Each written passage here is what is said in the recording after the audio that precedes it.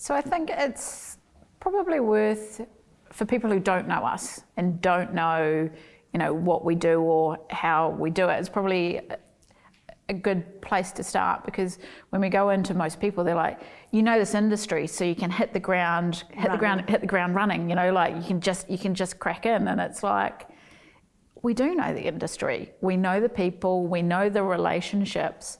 We know the technology, we know the language. But we don't know your business. Yes. Right? And so a lot of where we start is, I guess, that foundational piece, right?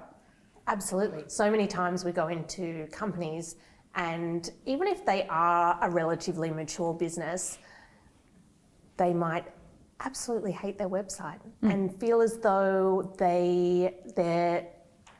the collateral that's out there doesn't actually describe what they do as a business, or people don't understand, or they assume that they only do this one little piece when actually they have a much wider scope. Yeah. So if we talk about language, I think for a little bit, when we look at some websites, you can see that they've been built for SEO, and it says best MSP in insert city here, right? And a client isn't going searching for MSP, right? No, they've got a problem, they've got a pain point, they've got something in their day-to-day life, they probably need more time, they're wearing too many hats, they're trying to do everything under the sun, and it's a hard mindset, I think, for a lot of people to get out of, from thinking about talking about their own company and themselves to actually talking about the things that matter to the client. Yeah, and the thing with tech too, right, is just the language, the lingos, the jargon, the acronyms, it's constant, right? And it's breaking down that FUD.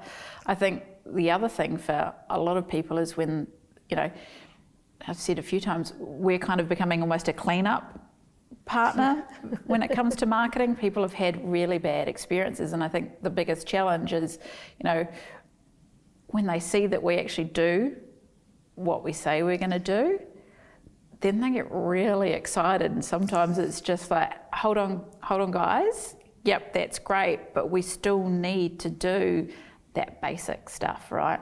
Exactly, because you can't build until you've got that foundation set. And a lot of people say, right, I want to straight up, these are the events I want to do.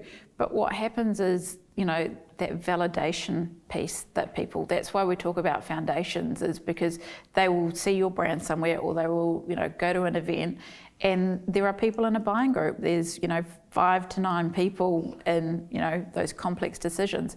So somebody else from that organisation will go, oh, you should look at, so-and-so business. And that's why we talk about your website being important, because same token, you're not going to fill out a web form.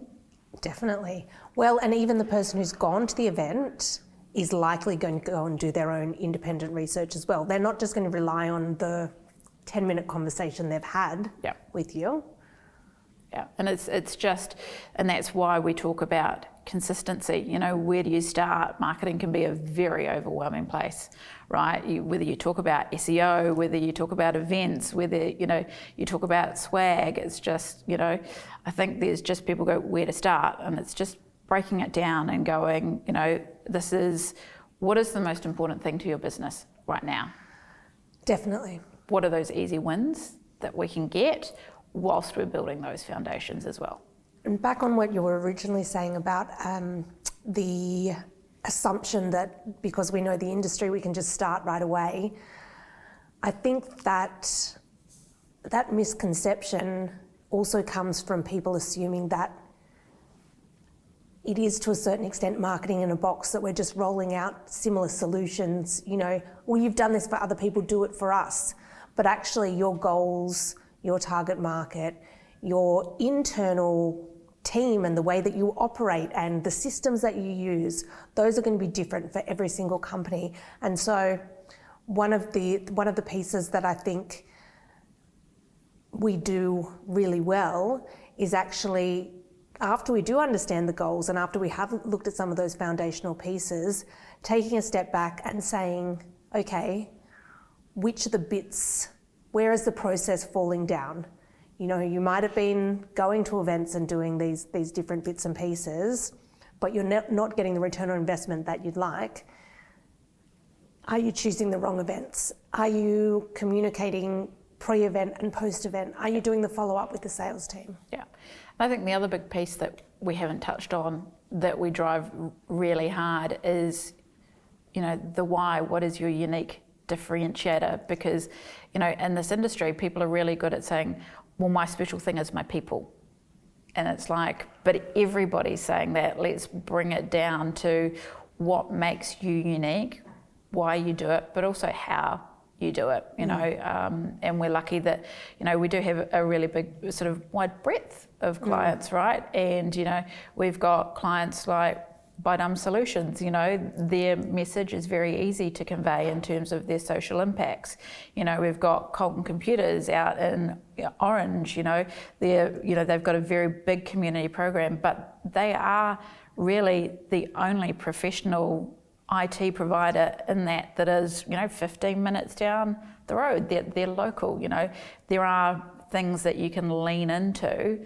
And then, there are other people where we have to delve a little bit deeper. And, I think about Global Storage, Global Storage, I'm not going to lie, we do lean into the people, but that is because the people that are there, the shortest tenure outside of new hires is 7 years. Like the longevity of relationships, the fact that any of their clients, if we say, can we have a testimonial?